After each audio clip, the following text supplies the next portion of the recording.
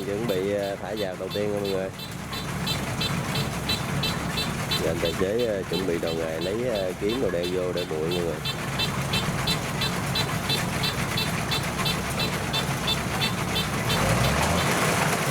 Rồi bắt đầu cắt mọi người.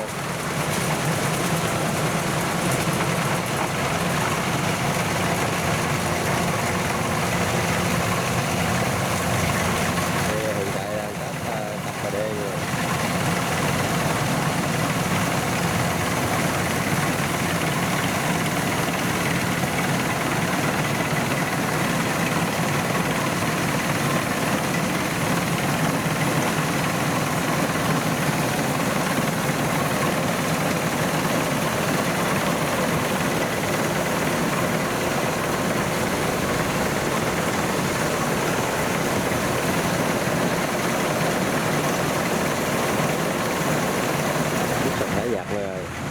Dòng này tới 18 công lần cắt có một cây 93 Thái này nha mọi người.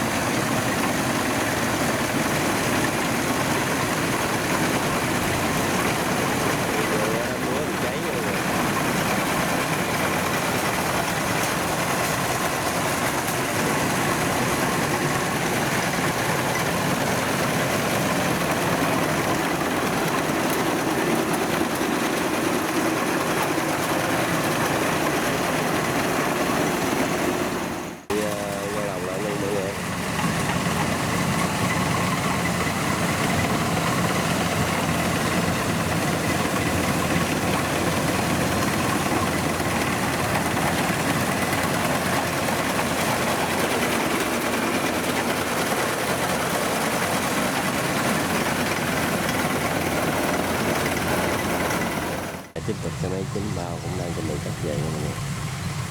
Em cắt sát cái cây cọc điện này mọi người.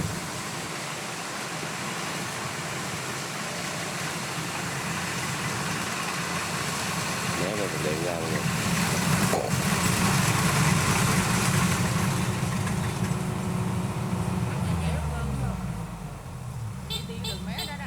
Dài lên tới trên cái nhà ông đó là buông là cái quàu đây tôi gọi.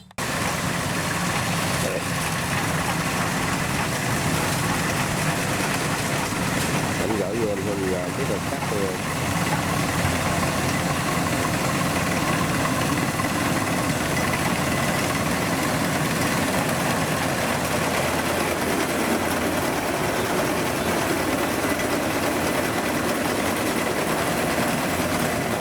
Chuyển hướng mọi người, nó không cắt cặp 3D nữa mà nó ghẻ một thêm một cái ghẻ cắt mọi người, tại vì chỗ đó này cái lỗ lúng quá gì mọi người.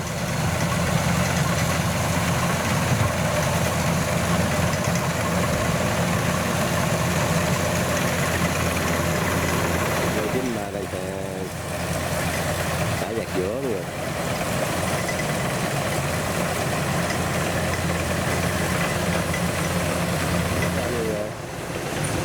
Giờ anh phân ra nhỏ nhỏ anh cắt cho mau rồi mọi người.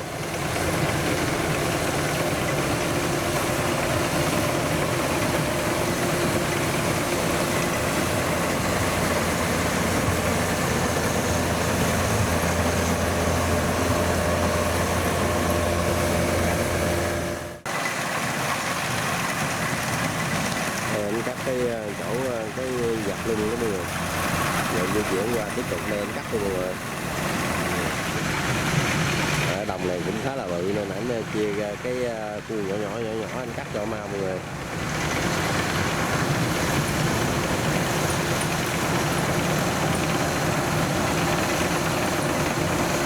Cái 93 là cái 93 Thái này mọi người.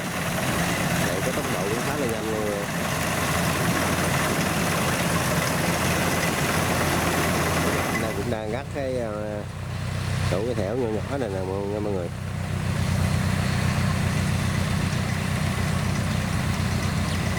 Cái máy 93 Thái này là cái dòng máy ở trên An Giang xuống mọi người ơi.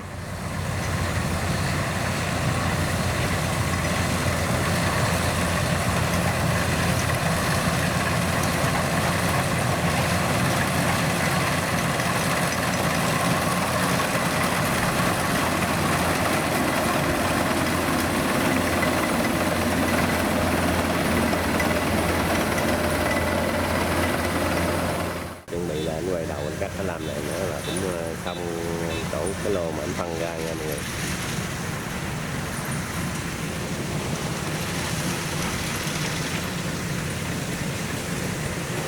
Đó thì nó có cái viền đỏ nó còn sót lại chút xíu mọi người.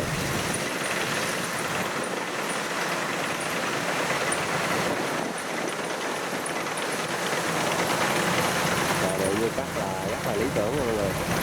Có dấu nghiêng rất là mát đó mọi người.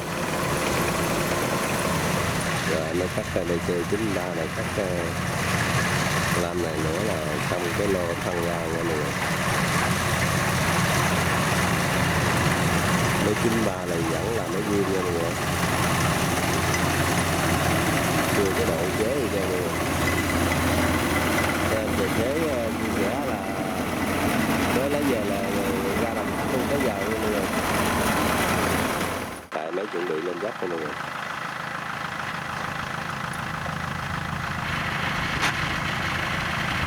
Nó cũng khá là cao mọi người.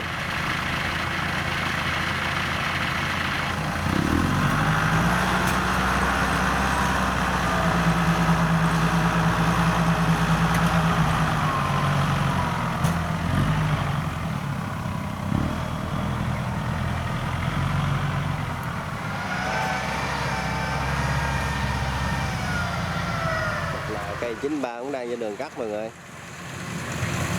Đồng này cắt rất là cứng, máy chạy cũng khá là nhanh nha mọi người. Mọi người coi kênh mình thấy hay về cho mình xin một like, một đăng ký kênh mọi người. Nhớ chia sẻ cho anh em bạn bè